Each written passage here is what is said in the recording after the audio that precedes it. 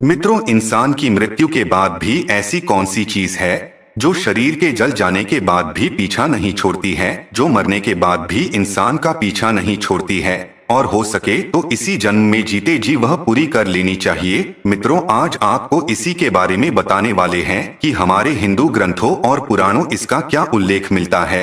मित्रों, यह तो आपने बड़े बुजुर्गों से कहते सुना ही होगा कि यह पिछले जन्म के कर्म है जो इस जन्म में मिल रहे हैं।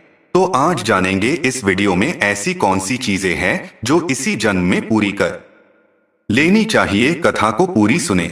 नमस्कार मित्रों, आपका फिर से स्वागत है हमारे पुराण श्री हरि चैनल पर। आप यदि नए हैं तो चैनल को सब्सक्राइब कर ले ताकि हिंदू पुराणों और पौराणिक कथाओं की जानकारी आपको मिलती रहे। आइए जानते हैं मित्रों, गरुड़ पुराण के अनुसार इंसान के मरने के बाद शरीर को नष्ट कर दिया जाता है, परंतु आत्मा अमर है, उसका अंत नहीं होता है। वह एक शरीर छोड़कर दूसरा शरीर धारण कर लेती है और उस आत्मा के साथ कुछ नहीं जाता।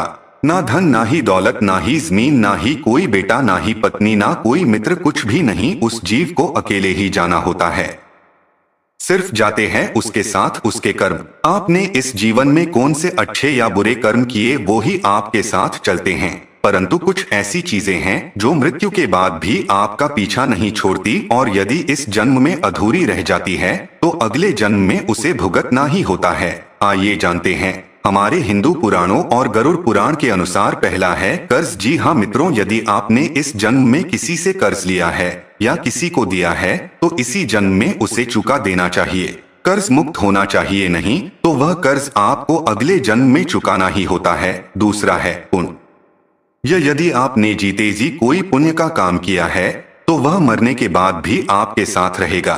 और यदि आपने किसी गरीब को या भूखे को खाना खिलाया है या किसी की मदद की है तो इस जन्म में तो उस पुण्य का फल मिलेगा ही, परंतु अगले जन्म में भी आपको उसका फल देखने को मिलता है। तभी तो बोलते हैं कि यह पिछले जन्मों के पुण्य है जो इस जन्म में मिले हैं। गरुड़ पुराण के अनुसार तीसरा, आपके बुरे कर्म। जी हाँ मित्रों, आपके बुरे कर्म। यदि इस जन्म में आपने यदि किसी को सताया है, किसी गरीब का दिल दुखाया है, अपने माँ और बाप की सेवा नहीं की, किसी को धोखा देकर उसकी जमीन हड़प ली, तो इस जन्म में तो भुगतना ही है।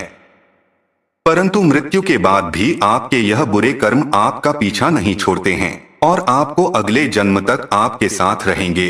तो मित्रों, पुराणों और ग्रंथों में यही लिखा है कि अच्छे कर्म करो और इसी जन्म में करो, क्या पता अगला जन्म में मौका मिले या ना मिले, क्योंकि इंसान का जन्म बहुत सी योनियों के पश्चात मिलता है। तो मित्रों, आज के लिए बस इतना ही। मिलते हैं अगली प्रस्तुति में। वीडियो को लाइक करें और चैनल को सब्सक्राइब करना ना भूले। जय श्री हरि, जय श्री कृष्णा।